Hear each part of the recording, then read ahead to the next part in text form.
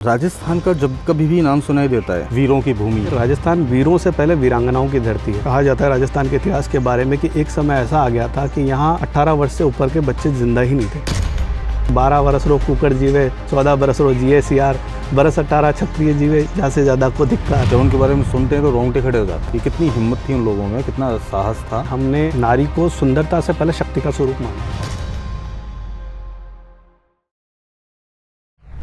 देवराज जी, राजस्थान का जब कभी भी नाम सुनाई देता है तो हमेशा एक रजवाड़े, शाही विरासतें, धरोहरें पुरानी, वीरों की भूमि। रेगिस्तान है तो वीरों की भूमि के रूप में राजस्थान को जाना जाता है। किसी और सिटी को भी ऐसे सिर्फ वीरों की भूमि या रजवाड़ों की भूमि के रूप में जाना जाता है? सिर्फ राजस्थान के लिए स्पेशली ऐसा एक शाही अंदाज में इसको जाना जाता है? सर, आपने कहा वीरों की भूमि। वैसे तो राजस्थान नहीं, भारत का हर क्षेत्र वीरों की भूमि है। आप पूरे भारत में कहीं भी चले जाए वीर आपको मिलेंगे। लेकिन मैं कहना चाहूँगा राजस्थान वीरों से पहले वीरांगनाओं की धरती है। हाँ, बिल्कुल बिल्कुल। इसके लिए मैं एक कहानी आपको सुनाना चाहूँगा, वो ज़्यादा आपको अच्छे से बताएगी। काफ़ी समय पहले एक जोधपुर में एक गांव था। गांव में एक व्यक्ति अपनी पत्नी के साथ रहता था। साथ में उसकी बूढ़ी माँ थी। माँ की तबीयत ख़राब थी। उस व्यक्ति का नाम था खेत सिंह रूपावत। ये रियल स्टोरी है। तो माँ के इलाज के लिए उन्हें दवाइयों की ज़रूरत थी। फसल कट चुकी थी, पैसे आ चुके थे। तो उन्होंने कहा कि माँ, मैं जोधपुर जा रहा हूँ फसल बेचने, आते वक्त मैं आपके लिए दवाइयाँ ले आऊँगा। वो जाता है जोधपुर, फसल बेचता है। फसल बेच के वापस आ रहा था तो रास्ते में एक सामंत का ठिकाना था जोधपुर में। तो वहाँ उसने शरण ले ली। रात हो गई थी क्योंकि जा नहीं सकता था आगे। रोटियाँ वो घर से लेकर आया था। अब वहाँ पे क्या, पहले सामंतों के यहाँ व्यवस्था होती थी कि कोई भी राहगीर रात को आ रहा है तो वो रुक सकता है, कोई दिक्कत नहीं। उसने वहाँ जाकर शरण ले ली रात को।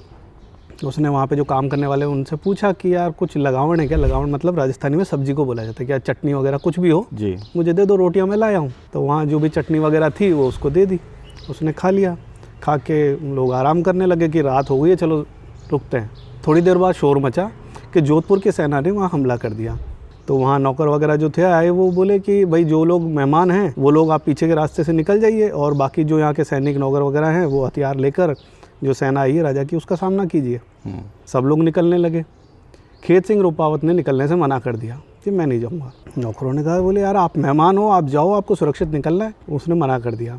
अब वहाँ के जो सामंत थे उनको बुलाया गया कि ये आदमी जाने से मना कर रहा है। तो उन्होंने पूछा कि आप जा क्यों नहीं रहे? तो उन्होंने कहा, अगर थोड़ी देर पहले की बात होती तो कोई दिक्कत नहीं थी, मैं चला जाता, लेकिन अभी मैंने आपका नमक खा लिया। आपका नमक खाया है, नमक का कर्ज मैं चुकाऊंगा। खेत सिंह रूपावत वहाँ लड़ते हुए मारा जाता है। उसकी बॉडी घर आती है।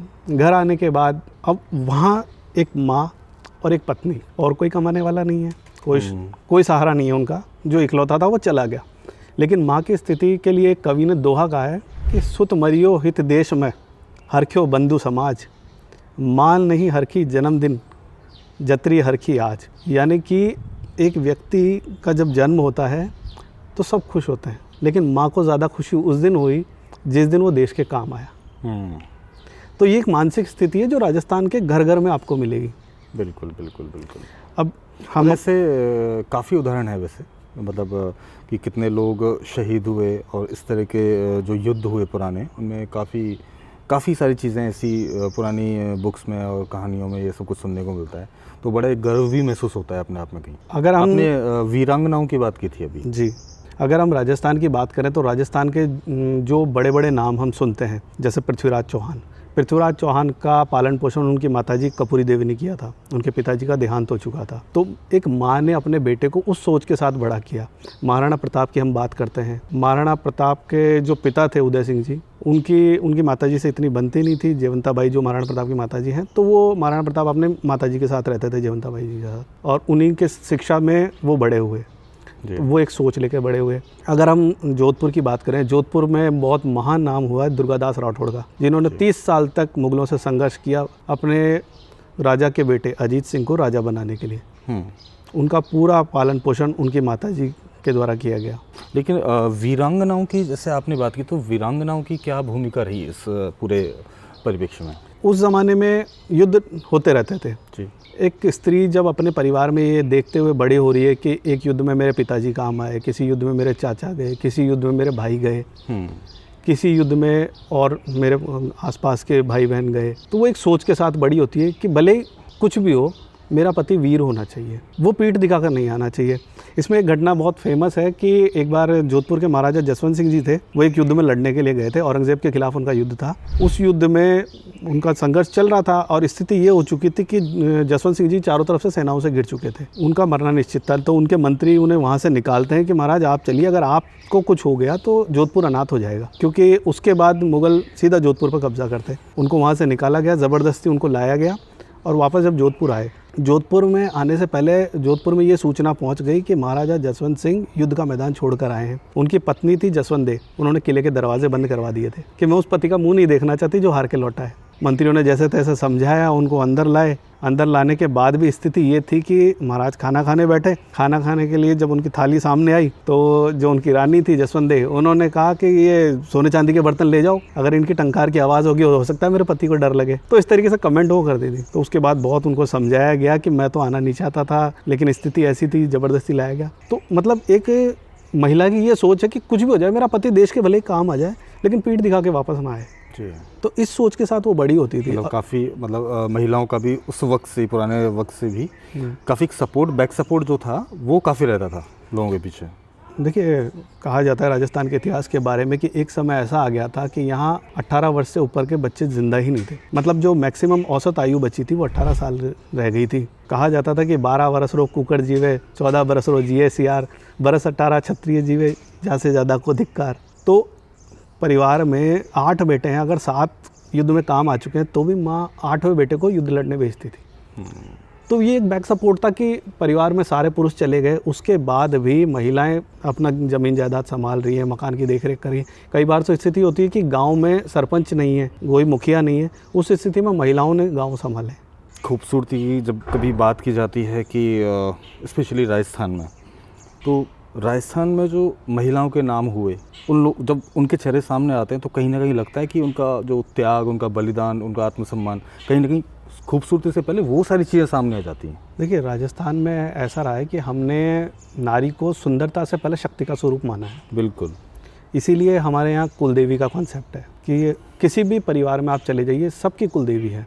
नवरात्रे अभी कुछ दिन पहले ही गए हैं, नवरात्रों में कुलदेवी के मंदिर में सब जाते हैं। तो हमने नारी को शक्ति का स्वरूप माना है, क्योंकि वो हमारी सोसाइटी की एक बैक सपोर्ट है। पुरुष एक निश्चिंत होकर अपने काम पे, अपने कर्तव्य निभाने के लिए तभी जा सकता है जब उसको पता है कि घर में मेरी स्त्री सब संभाल देगी। कहीं ना कहीं एक विश्वास रहता है, भरोसा रहता है कि अगर मुझे कुछ हो भी गया तो मेरे पीछे वो हैं जो पूरे इस चीज़ को संभाल लें। बिल्कुल। एक घटना मैं आपको बताना चाहूँगा। चित्तौड़ में महाराणा राज सिंह का राज था। उस वक्त क्या है, बाहर से अटैक्स वगैरह काफ़ी हो रहे थे।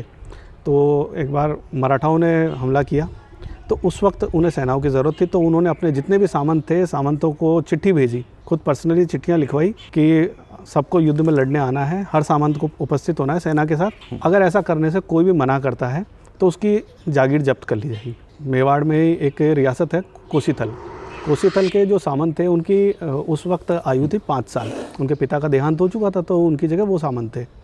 ये चिट्ठी वहाँ भी पहुँची।